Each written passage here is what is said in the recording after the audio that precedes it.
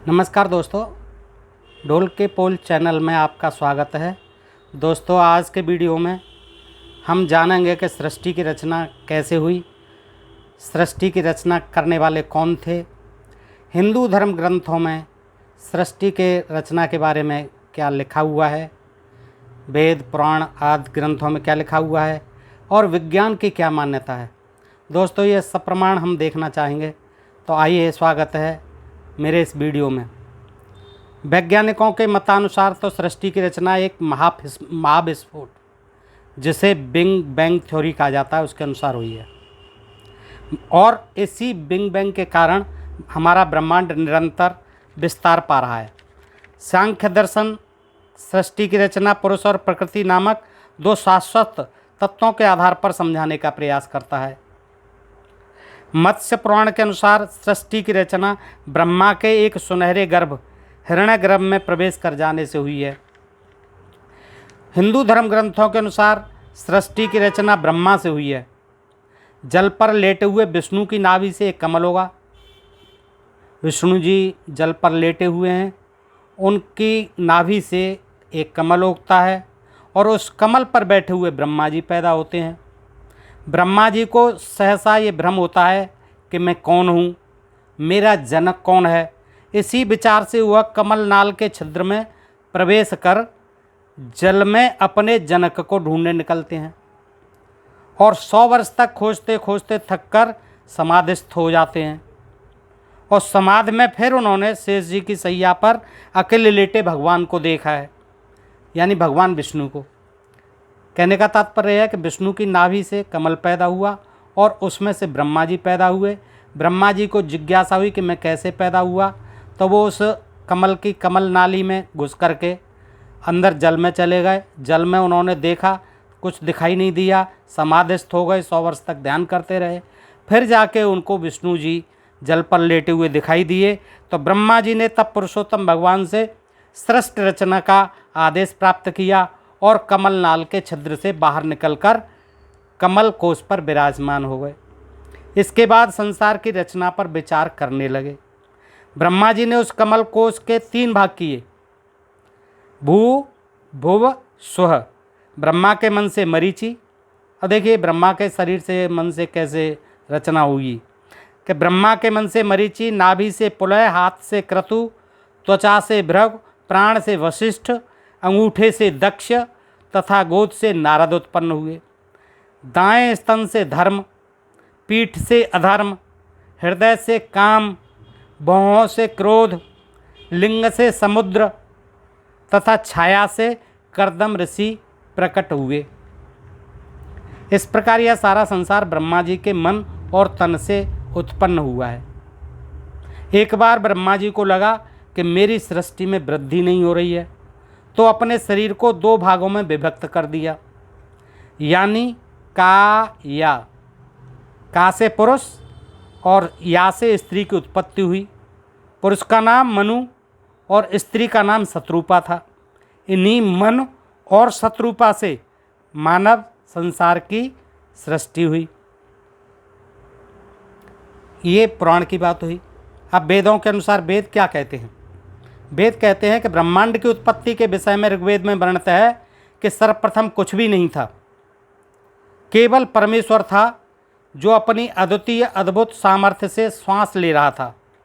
सर्वप्रथम उसके मन में इच्छा उत्पन्न हुई कि ब्रह्मांड की उत्पत्ति हो। ऐसी इच्छा हृदय में आते ही शब्द रूप ब्रह्म प्रकट हुआ। उसके साथ ही भोग और भोक्ता भी शब्द रूप शून्य ऊर्जाएं प्रकट हुईं। अदृश्य जगत से दृश्य जगत में अचानक अग्निपिंड प्रकट हो गया। भोग रूप प्रकृति और दूसरा उसका भोग करने वाला जीव उसमें प्रवेश कर विस्तार करने लगा। उसमें निरंतर विस्फोट होने लगा, जिससे अनेक ब्रह्मांड उत्पन्न हुए। उनमें सबसे छोटा हमारा ब्रह्मांड है, उससे भी छोटी हमारी आकाशगंगा है। उसमें एक किनारे पर हमारा सूर्य अपने सौरमंडल सहित उपस्थित है। सौरमंडल में विस्फोट से अनेक ग्रह उत्पन्न हुए, जिसमें से हमारी पृथ्वी एक ग्रह है। इसके बाद दोस्तों, मेरे हाथ में ये श्री विष्णु पुराण है। गीता प्रेस गोरखपुर का। आइए इसमें देखते हैं कि सृष्टि के बारे में, ब्रह्मा विष्णु जी के बारे में क्या लिखा है इसमें। तो इसमें कहा गया है, ये है प्रथमंश 53-54वां श्लोक है। महाबुद्धे जल के बुलबुले के समान क्रमशः भूतों से बढ़ा हुआ वह गोलाकार और जल पर स्थित महान अंड ब्रह्म हिरण्यगर्भ रूप विष्णु का अत्यंत उत्तम प्राकृतिक आधार हुआ। जल पर कुछ नहीं था, जल ही जल था। जल पर एक अंडा प्रकट होता है। उस महात्मा हिरण्यगर्भ का सुमेर उल्ब गर्भ को ढकने वाली झिल्ली, अन्य पर्वत, जरायु गर्भाशय तथा समुद्र गर्भाशय रसस था। हे विप्र, उस अंड में ही पर्वत और द्विपाद के सहित समुद्र, ग्रहगण के सहित संपूर्ण लोक तथा देव, असुर और मनुष्य आदि विविध प्राणिवर्ग प्रकट हुए। उस अंडे से ही सब कुछ, पर्वत और ये सब प्रकट हो गए। उसमें स्थित हुए स्वयं विश्वेश्वर भगवान विष्णु ब्रह्मा होकर रजोगुण का आश्रय लेकर इसकी संरचना में प्रवृत्त होते हैं। उसी अंडे में से विष्णु जी भी प्रकट होते हैं और फिर वो संसार को बनाने की कामना करते हैं तथा रचना हो जाने पर सत्वगुण विशिष्ट अतुल पराक्रमी भगवान विष्णु उसका कल्पांत पर्यंत युग युग में पालन करते हैं। उस सृष्टि का पालन भी करने लगे। मैत्रेय फिर कल्प का अंत होने पर अति दारुण तम प्रधान रुद्र रूप धारण कर वे जनार्दन विष्णु ही समस्त भूतों का भक्षण कर लेते हैं। वो ही भक्षक बन जाते हैं। पहले सृष्टि करते हैं अंडे में से निकल के, सृष्टि की रचना करते हैं, विष्णु रूप रख के पालन करते हैं और फिर रुद्र रूप धारण करके, यानी शिव का रूप, महेश का रूप धारण करके उसको नष्ट कर देते हैं। इस प्रकार समस्त भूतों का भक्षण कर संसार को जलमय करके वे परमेश्वर से सैया पर शयन करते हैं। इसके बाद सब कुछ करने के बाद में वो आराम करते हैं शेष जी की सैया पर जल में। जगने पर ब्रह्मा रूप होकर वे फिर जगत की रचना करते हैं। फिर जगते हैं तो फिर ब्रह्मा रूप धारण करते हैं और फिर भी जगत की रचना करते हैं। वह एक ही भगवान जनार्दन जगत की सृष्टि, स्थिति और संहार के लिए ब्रह्मा, विष्णु और शिव इन तीन संज्ञाओं को धारण करते हैं। यानी अकेले विष्णु ही विष्णु होते हैं, ब्रह्मा जी भी होते हैं और महेश जी भी होते हैं। सृष्टि के जन्मदाता, पालक और संहारक, वो तीनों ही रूप धारण कर लेते हैं। ये जो है विष्णु पुराण में ये कथा है। ये प्रभु विष्णु सृष्टा ब्रह्मा होकर अपनी ही सृष्टि करते हैं, यानी उनका कोई जनक नहीं है। वो प्रभु विष्णु सृष्टा ब्रह्मा होकर अपनी ही सृष्टि करते हैं, उनका कोई जनक नहीं है। पालक विष्णु होकर पाल्य रूप अपना ही पालन करते हैं और अंत में स्वयं ही संहारक शिव तथा स्वयं ही उपसंहृत लीन होते हैं। ये दोस्तों इसमें विष्णु पुराण में लिखा है कि भगवान विष्णु जो है वो ही सब कुछ हैं, वो ही विष्णु सृष्टि के रचनाकार ब्रह्मा हैं, पालक विष्णु हैं और संहारकर्ता शिव महेश वही हैं। तो इसमें जो कुछ हैं वही हैं और उनका पिता कोई नहीं है, वो स्वयं ही उस अंडे से पैदा होते हैं। अब मेरे हाथ में ये श्रीमद्भागवत सुधा सागर, ये सुख सागर है दोस्तों। आइए इसमें देखते हैं कि इसके विषय में क्या लिखा हुआ है। इसमें सूत जी कहते हैं, ये प्रथम स्कंद है। सूत जी कहते हैं कि सृष्टि के आदि में भगवान ने लोकों के निर्माण की इच्छा की। भगवान ने, यानी उस समय भगवान तो थे। इच्छा होते ही उन्होंने महतत्व आदि से निष्पन्न पुरुष रूप ग्रहण किया, पुरुष का रूप धारण किया। उसमें 10 इंद्रियां, 1 मन और 5 भूत, ये 16 कलाएँ थीं उस पुरुष में। उन्होंने कारण जल में शयन करते हुए जब योग निद्रा का विस्तार किया, तब उनके नाभ सरोवर में से एक कमल प्रकट हुआ। जब उनको जल में नींद आने लगी, तब उनकी नाभि से एक कमल पैदा हुआ और उस कमल से प्रजापतियों के अधिपति ब्रह्मा जी उत्पन्न हुए। अब उस कमल में से ब्रह्मा जी उत्पन्न हुए। भगवान के उस विराट रूप के अंग प्रत्यंग में ही समस्त लोकों की कल्पना की गई है। वह भगवान का विशुद्ध सत्वतम श्रेष्ठ रूप है। योगी लोग दिव्य दृष्टि से भगवान के उस रूप का दर्शन करते हैं। भगवान का वह रूप हजारों पैर, जांघें, भुजाएं और मुखाओं के कारण अत्यंत विलक्षण है। उसमें सहस्रों सिर, हजारों कान, हजारों आँखें और हजारों नासिकाएं, यानी उस विष्णु भगवान के शरीर का ये वर्णन है। हजारों मुकुट, हजारों वस्त्र, कुंडल आदि आभूषणों से वह उल्लसित रहता है। भगवान का यही पुरुष रूप, जिसे नारायण कहते हैं, अनेक अवतारों का अक्षय कोश है। अनेक अवतार इसी से हुए हैं, इसी से सारे अवतार प्रकट होते हैं। इस रूप के छोटे से छोटे अंश से देवता, पशु पक्षी और मनुष्यादि की योनियों की सृष्टि होती है। इसमें भी विष्णु भगवान से ही सारी सृष्टि की रचना होती है।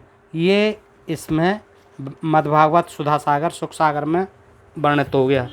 अब आइए दोस्तों, ये मेरे पास पद्म पुराण है, गीता प्रेस गोरखपुर का, इसमें देखते हैं।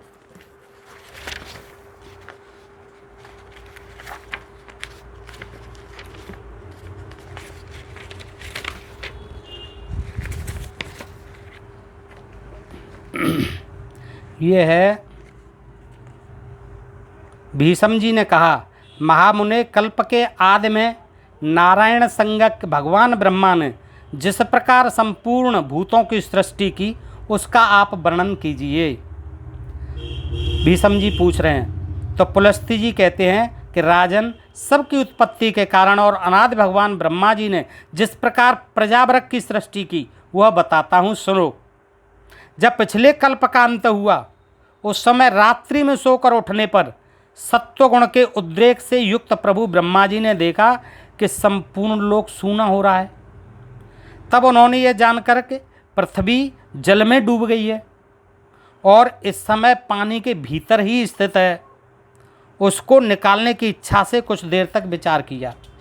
अब इसमें देखिए किस तरह से वर्णन है कि उन्होंने देखा है, ब्रह्मा जी ने, कि पृथ्वी जल में डूब गई है और अब मुझे इसे निकालना चाहिए।